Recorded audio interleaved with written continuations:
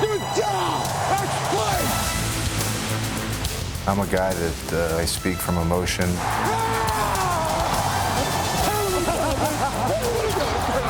What people don't realize is the intensity and the emotion that exists in that 3-hour time frame that you're out there competing. Let's go! Come on! There's still a lot of time left. You gotta believe and you gotta trust. We're gonna find a way to win this thing. Our goal is to win the championship. Anything worthwhile in life will never come easy. And if you're willing to pay the price and you surround yourself with good people, I don't think there's anything that you can't obtain.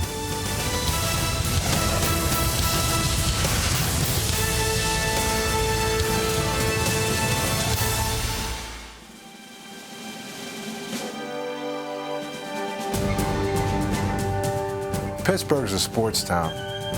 There's a lot of great tradition from Pittsburgh. I grew up there, and through my first 18 years of life, I came to know a football team that was built on tradition. I saw the renovation of the downtown area, and it was no question it was a direct result of the success of the 70s that the Steelers had. I think that Chuck Noll has done so much for this organization, but probably more importantly, he's done a lot for this city. I feel honored to be following him.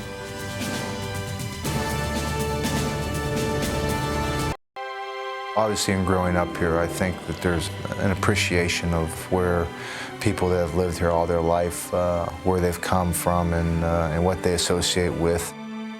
This city is made up of people who understand what hard work is all about. It's made up of blue-collar people who, back in the days when the steel mills were very prevalent, they knew what an 8-hour day was, and they appreciated hard work. They appreciate nothing being taken for granted and having to work for everything that you got. Here we go, Steelers! Here we go! Here we go, Steelers! Here we go! Here we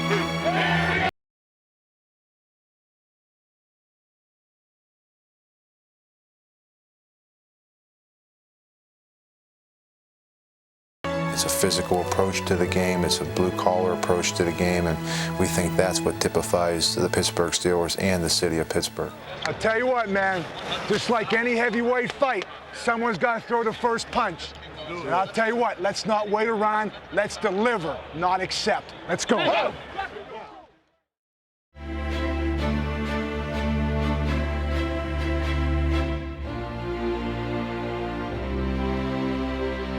The game of football isn't that complicated. It really isn't. Sometimes maybe us as coaches. A lot of it is the past 5 yards initial contact. It really comes down to one-on-one. It comes down to how many more times you can beat the guy you're lined up next to and across from through the course of those 3 hours.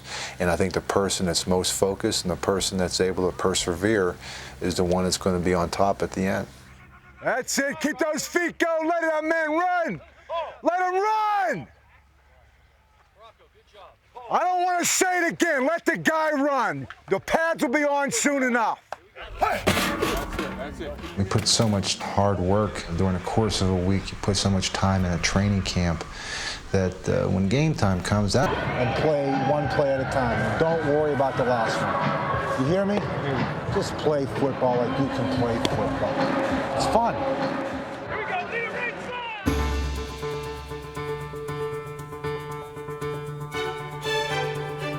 I think the game should be a game that's fun. And I think if it is fun to play and you kind of try to create that atmosphere, it can create a very positive effect through your team.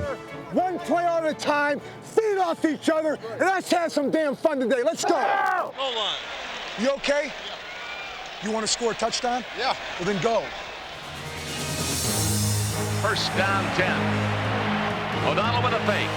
2 fakes. And then passing to the left to Foster. He's over the 20 to 15 to 10 to 5. He's running. He's in the end zone. It's a Pittsburgh touchdown. Beautiful faking by O'Donnell. And Foster fought his way into the end zone. What? Hey, O'Donnell! Hey, Neil! Don't laugh at my calls anymore. Good job. Are those the kind of routes you like? I think it's important that you understand your players. You try to find the buttons that make them tick. Cordell, throw the ball! Throw the thing! Let's go! All right. We're not playing bocce ball. Do you ever see bocce ball? You throw the thing real high in the air. You are making Greg, you're driving me nuts. You're driving me nuts. Throw the ball. You know, what makes one person tick doesn't necessarily work for another. Marlon, make the tackle. I'm tired of that happening time and time again. Some players you can point out in front of other people, other players, you could do that and it become counterproductive. Get on him! Boom! Come on. You're better than that. That's boom. Damn it! I'm tired of that. You get on his ass. Which guy is it? I don't know, but I want to know. Down. Think. I think it's important that you maintain your focus, and particularly if you want to relay a message to particular players, that you make sure that it's heard and get your point across. Come here. I want you to challenge your ass when we're involved in man-to-man. You understand me? Yes. I don't care if you get beat. Challenge him. I'm going to tell you, when we call down, you get out. 55-88. That's 3-2-1. As I tell you, he looks like a defeated man right now. I think confidence is a quality that is so fragile that you can't measure it. I think it's best shown when players sometimes are faced with adversities or faced with failure.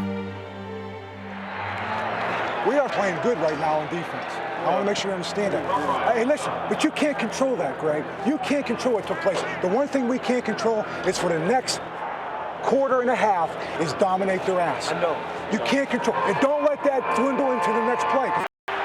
Let me tell you something. When going up tough, I'm going to send your ass, man. That's a big-time play. That's why I wanted you to do it. Winning and everybody's telling you how good you are, you got to try to bring them down. Well, don't do that again. First half again. You hear me? That's what you think. Don't do that. I'm trying to keep this looking good. I'm going to be the same way every time. When they're down and people are questioning them, you got to build them up. So I think it's important that you try to maintain that balance. Cornell! Cornell! Cornell! Cornell! Hey, Cornell! Let's play! I know you can hear me! I know you can hear me! Hey, we got a ways to go now. We got to just keep working. Hey, and you know what? It's the most important thing is your confidence. And you got to just have the... Third down and 10. Through the skinnies. I mean, you started throwing the slants pretty good. Great play in the third down. It was sloppy as hell. It was sloppy. But you know what? As long as I know, we just got to keep working through it and don't lose the confidence. That's the most important thing. You can't control it now. I mean, don't worry about it. Well, the worst thing you can do is start thinking about it now. It's a natural thing. And you can't control what just took place. You cannot go back in time. You can't twitch your nose and say, okay, it's going back. Just forget about it now. Let's go. A lot of football. The biggest thing is you have to be yourself. Players are very perceptive, and you know they will respect you for being upfront with them. They will respect you for being you. So you got to be consistent. You got to be yourself, and you got to be honest with people. I'm saying this now, and I'll tell you that. I made a mistake in going for it on fourth down. I should have kicked the damn field goal, but you know what? I'm with you guys, win or lose. I'm going to tell you right now, but I'm young. I make mistakes too. But I'm going to say this. We have one game. The one thing that I've always done is I've spoken from my heart. I've always felt that in being yourself, that it opens up the best lines of communication because I think it makes everybody feel comfortable.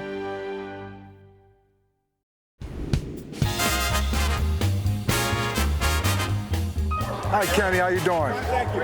Hey, you looked good on the Coach Cowher show last night. You got a future in that business. That looked good. This is where you got to be an actor, dude. I know. Well, you should be used to this by now.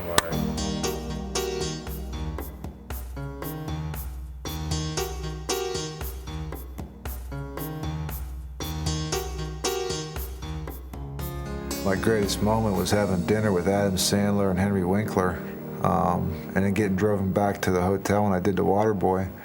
And What was that like? Sitting in the car with the Fonz. How can you? You're asking me what was that like? A guy in my era, and the opportunity to get driving back. We were actually driving the speed limit. I couldn't believe it. And he was driving me back, and I was with the Fonz, and it was a thrill. Guy, and I've always been one to want to be able to just be like everybody else with my kids, and I think it's harder to do that. I think that's the toughest thing. Thank you. You're welcome.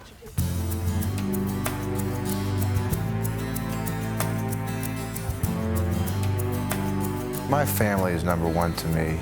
We're constantly trying to make them realize that their father has got a job that's no different than any other dad. It's just that his job is more in the public eye. There's nobody on him. We have to look. Yeah, but it could have been like a touchdown.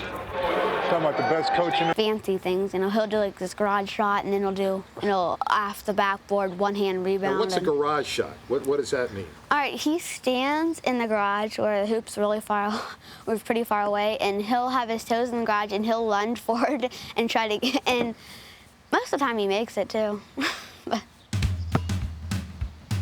Bill Cowher, first attempt at the garage shot. It only takes one.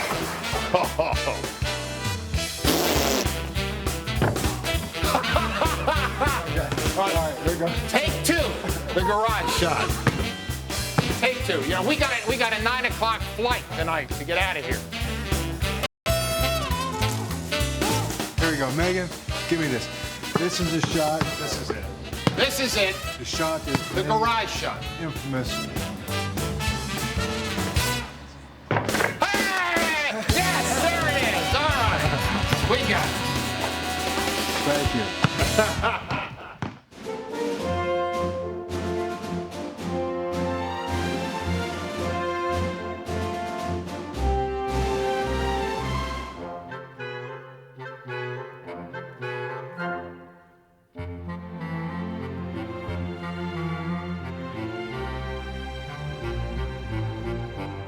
My youngest daughter, she kind of knew the deal that, if we lose, we had to go to Hawaii, but if we win, we got to go to the Super Bowl. And we come walking in, and she said, "Daddy, we lost." She was so excited. And, okay, Linz. She had the hula skirt on and everything. She was running around. She was so excited. You got the flea flipper here. If it doesn't work, I'm blaming her. That's my daughter, Lauren.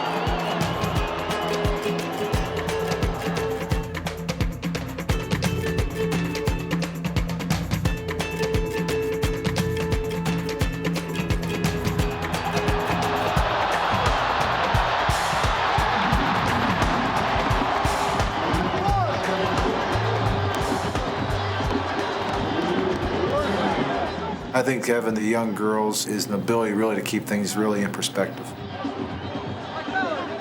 When you think about, you have 3 daughters, did you ever want to have a son? Or No, our family is complete with 3 daughters, and the way we look at it is we have the largest family in Pittsburgh because we got 3 daughters at home and I got 53 boys at work.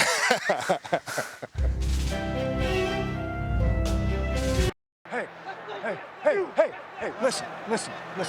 I love your enthusiasm. Hey, listen, remember, this is some poise, okay? Don't cost us 15, all right? Don't cost us 15. Don't lower yourself to their level now. Don't lower yourself to their level because they're frustrated. They're a frustrated football team. We're a champion. Walk away from that.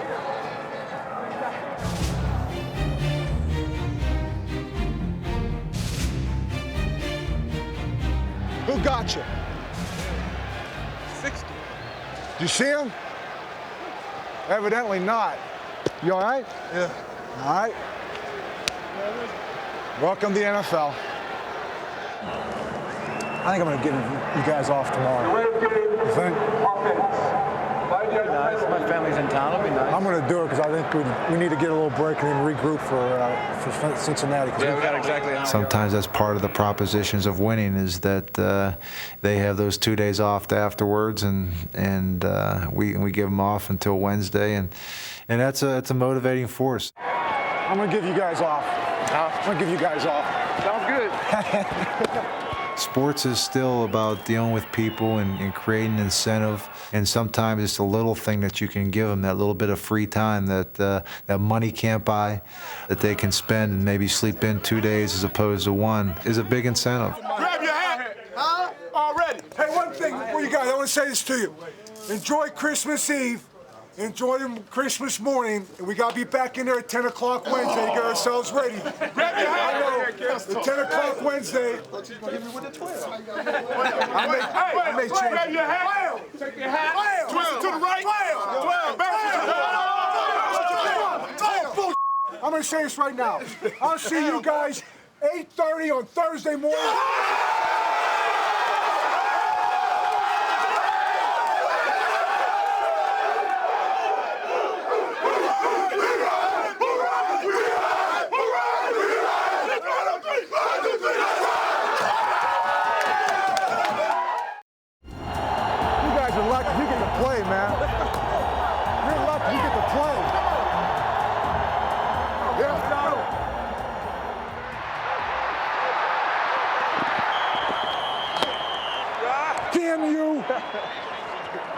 Damn you, McNair.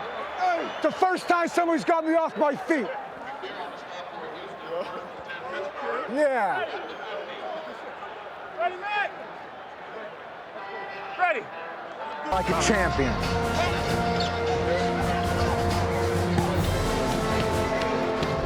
I was a linebacker in college and played professionally.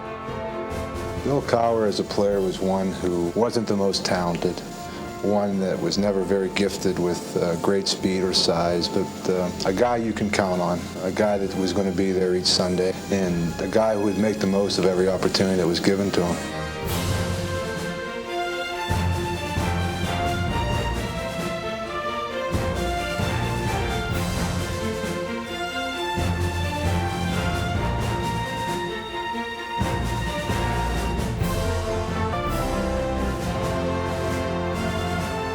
You know, I think some of the better coaches most of the time were probably the players who had to work a little bit harder and weren't as gifted and probably on the bubble most of the time, so they understood what the pressures were. You had to do a little bit extra just to stay in the league.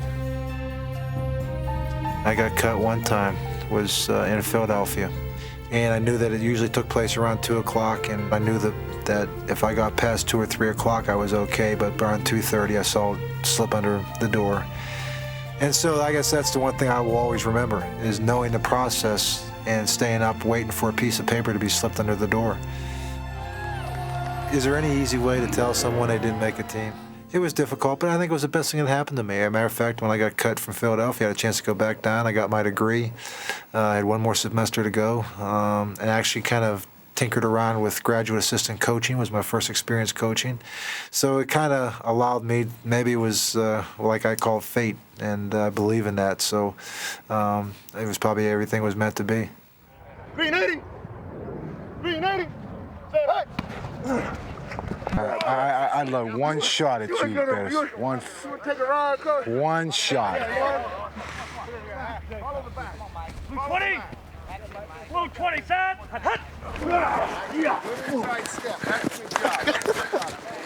Overstack defense. Tight end's over here. Down, you're the Sam. You know what? You're too aggressive.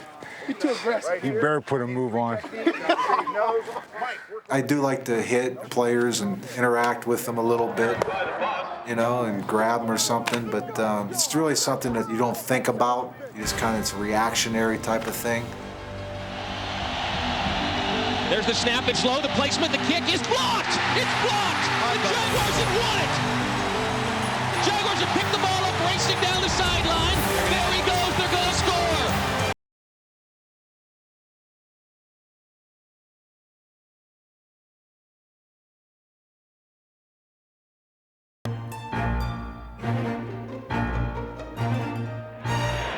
All right, Dean, I will get back. All you got to do is tell me. I'm probably worse than the players. I am. I'm worse than the players. So all you got to do is just tell me to get the hell out of the way. Okay. And I will, and I guarantee you, I will respond too. I'm very coachable. Darren! Darren! Darren! Get back. Darren! Line, the next Check. Come on. Okay. Check with me for timeout. Check with me. Check with me for, hey, stay outside. Come on, come on. That's not right. That's bull. Hey, come on. You're as bad as anybody. I know you guys had a lot of big plays, but try to stay off the field showing your kids. I mean, that makes us that forces us to be technical sometimes. Okay, I'm sorry. Because the coaches see that on the other side, other teams see that, and they start it, and then that's... Sorry. You get 29. You get 29. I just got reprimanded. Really? You got reprimanded about what? Because I ran on the field. I just got reprimanded. I got reprimanded. They hollered at me for running on the field. They did. They said I'm not allowed to do that.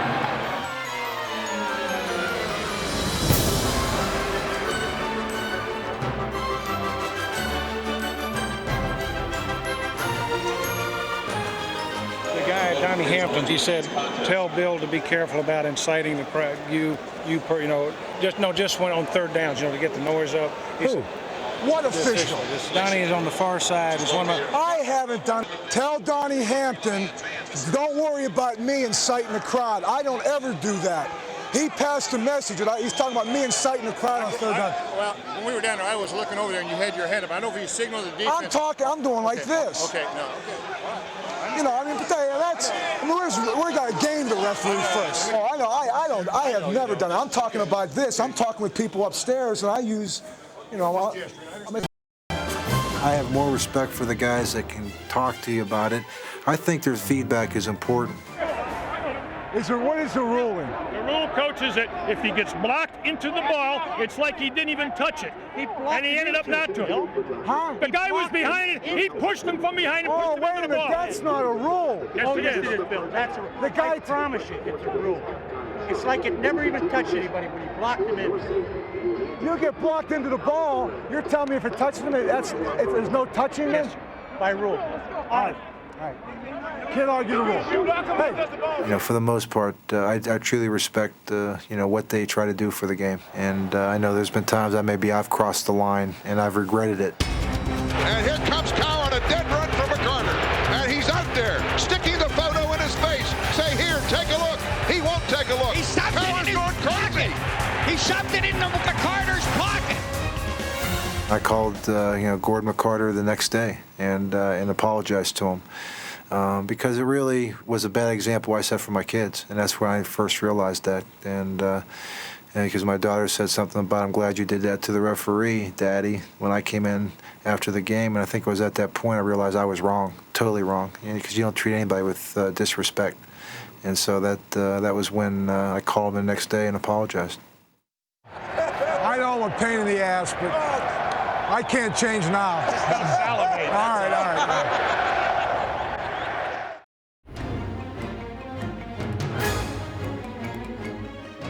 I've referred to the finality that potentially exists with every game.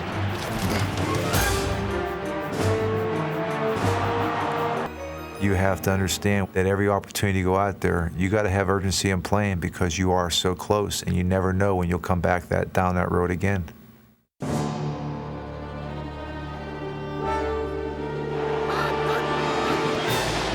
O'Donnell's hit 5 passes in a row. Neal fires it over the middle, caught by Eric Green at the 10-yard line. Timeout. 4th down and goal. It all rides on one play. What are you thinking? Here we go. Thoughts, guys? We called timeout, pulled Neil O'Donnell over to the sideline. We discussed a number of different options. Zero strong flex, F-fly, 74 sticks. 74 semi-sticks. Let's do it, man. Let's go. It's on you, big baby. And he gave me a little smile, and I thought, hey, this is what we're in this business for, is to have an opportunity to go to a championship. It's on one play. We need 3 yards, and if we make it, we go, and if we don't, we're going home. 4th down and goal from the 3. 3 wide receivers, John L. Williams in motion. Neal O'Donnell on a 4th down play to save the season to throw. Firing down! And it was way down at the goal line by San Diego!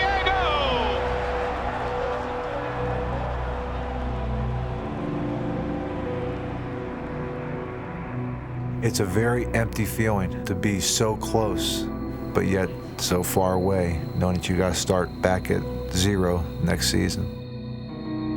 If it's 4th down and 3, and I had to call over again, I'd probably call the same play, but I would shorten the drop of the quarterback by 2 yards. He'd have thrown it to Barry Foster, he would have caught it, and then we would have went down and dealt with the distractions of the Super Bowl, and who knows what would have happened.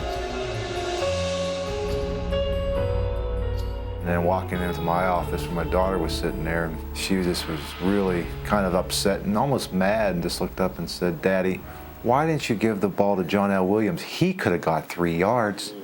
And two teams battling for the right to go to the Super Bowl. My wife's a nervous wreck, and I love it. Do you offer the stuff? Absolutely. Absolutely. It's why we're in it. They in this whole city vividly remember what happened in the AFC Championship game last year. Let's go, Steelers! Yeah!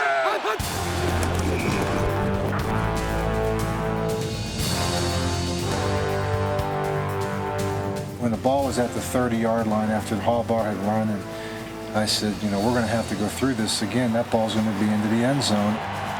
From the 29-yard line, they've got one play. Here we go for the right to go to the Super Bowl.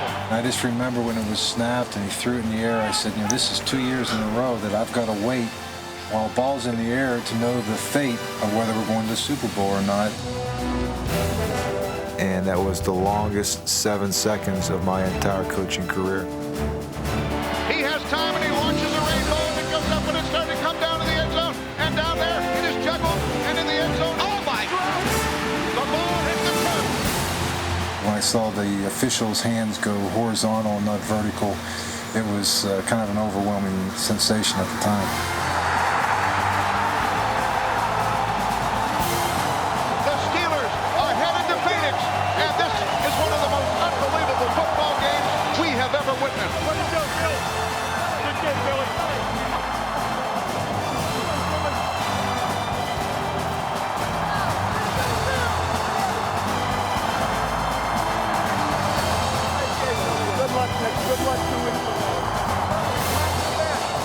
When the reality of saying that you're going to the Super Bowl set in, when it finally hits, it's very emotional.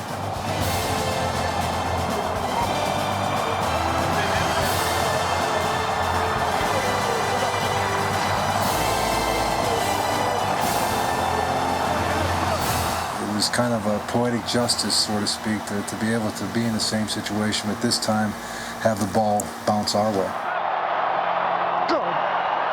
To be able to look around and not only see the players on the field with their wives, you see fans with the players walking hand in hand. You guys now. Baby, I tell you what. You deserve it. You deserve it. We've been through that. How much have we been through? Oh my God, I may be gray and dead at 40, but I'll be all right. It's for you, Dan. It's for you. It's for you. You deserve it. You really do. 4 years ago, Dan Mooney gave me an opportunity. And this trophy, while it's only half of what we want to accomplish, is for Dan Mooney, more importantly, the fans of Pittsburgh, baby. This is for you.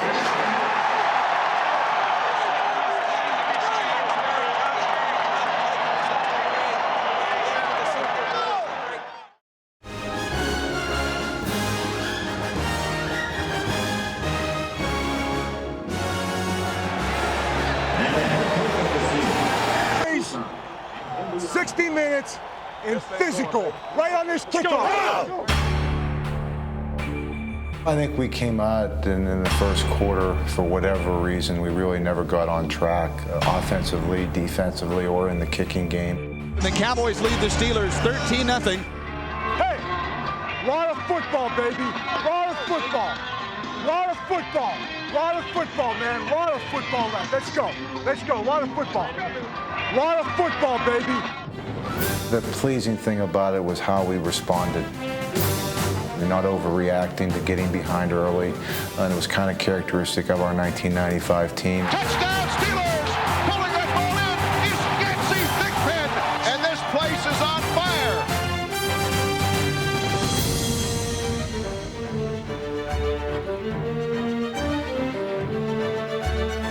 I like to run the float 36. I like to hammer it right down him right now. Float 36, put Bam, Jonathan, Bruner in the game. Let's run the float 36. Right down their face. Let's go. Right down their mouth. Short yardage offense. 3rd down and 1 from the 48-yard line. Long signal count by O'Donnell. Handoff goes to Van Morris. He's stuck right at the line of scrimmage. I think.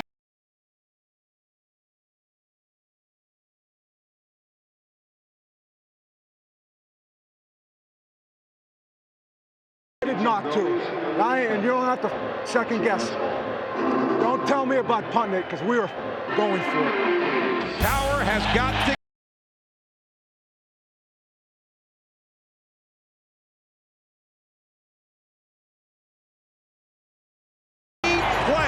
Needing a yard, and the Cowboys defense stuffs it. You look at Super Bowl 30 and you just think what maybe could have been had you take a couple plays out of there. Yeah, you always wonder if you did the right things, did you make the right calls, that's why you play the game. No, I said that we're going to go for it on 4th down. My point is maybe we should have thrown the ball. I don't know. That was my decision not to punt. It's all on me. You can't make a yard when you're down by 13 points. You don't deserve to win a championship. 2 shots. So much of the game of football is played through emotion, is played through ebb and flow in a game, and a lot of that is based on some of the decisions that you have to make. And so you got to be very careful, and when you make those decisions, and you got to weigh the risk-reward factor. Ball down, and Norm's kick is on its way. That kick has height, it's got distance, and it's got accuracy. 46-yard field goal. Want to go surprise onside? What do you think, Coach? Want to go surprise onside? What do you think, Chan? Chan, surprise onside? Hey, let's do it. Surprise onside. Hey, Dick, I'm going onside here. Not leaving anything in the bag.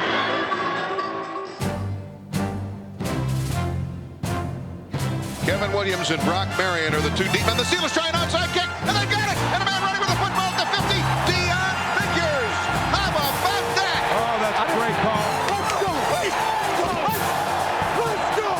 Hey, Ronnie! Let's go! Let's go! Let's play! Let's go!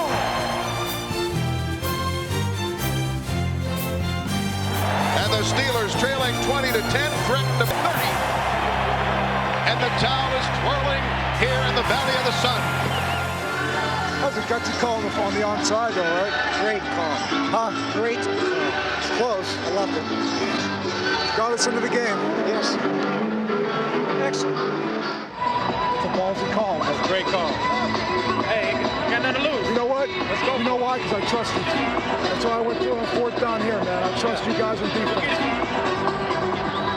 Our football team started to gain a belief, and with 4 minutes to go in the game, we were down by 3 points with the football on our own 35, and that was a great opportunity to have, and then unfortunately we just could not capitalize on it. The snap, here comes an outside blitz. The pass is picked off, an open field. Here comes Larry Brown to the 15. He's to the 10, and he's knocked out of bounds on the far side at the Steelers' 6-yard line.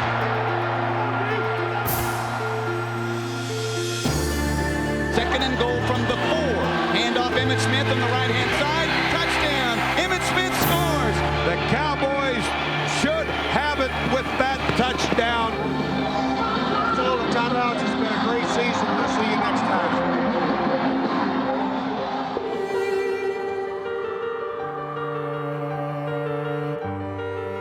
You feel like you just hit a wall, and there was no next week. I think that's the thing that this hits you, is that this is it. As you walk off the field, I know the first thing you wonder is, will I ever get a chance to walk back on here again? Sometimes you win, sometimes you lose. Good job, Bill. Good job, Bill. Good job, Bill. Get up next year. I think every year is a new challenge. Every year is a new chemistry. Every year you go out and you're experiencing new things. I think that's a great thing about the game of football. I think that's a great thing about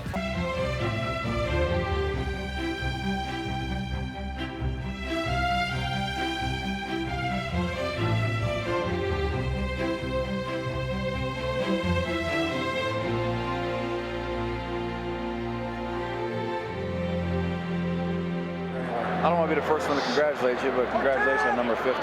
Thanks, man. That's sweet. Thanks. That's sweet. That's awesome. Wish you 50 more. Yeah. This is quick. You know what, though? I'd give it all up. I want that. If you want something hard enough, you're going to have to be persistent, because if you've set a goal that's very high, it shouldn't come easy. I'm going to tell you something. We'll take anything special from everybody in here. It's 45 guys going out there, playing for 60 minutes and playing the way we know how to play, with emotion, with a passion, and relentless for 60 minutes. So let's go.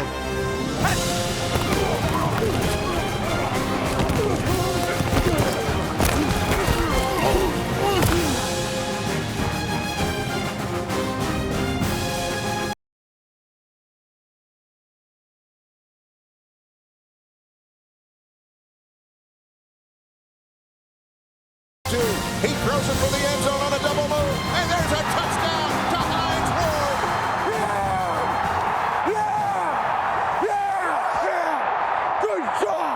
Good job. It still is a game, and my memories go back to playing midget football in Western Pennsylvania, and I'm just very blessed to be able to still be involved with the game at my level, coaching it, and being able to make a living at it. That's what I'm talking about. That's what I'm talking about right now. That's it. Being able to coach in this league is a special thing. It's addicting. It's a great competitive form that you're involved with, great highs, great lows. It's something that I don't think you can get in any other walk of life.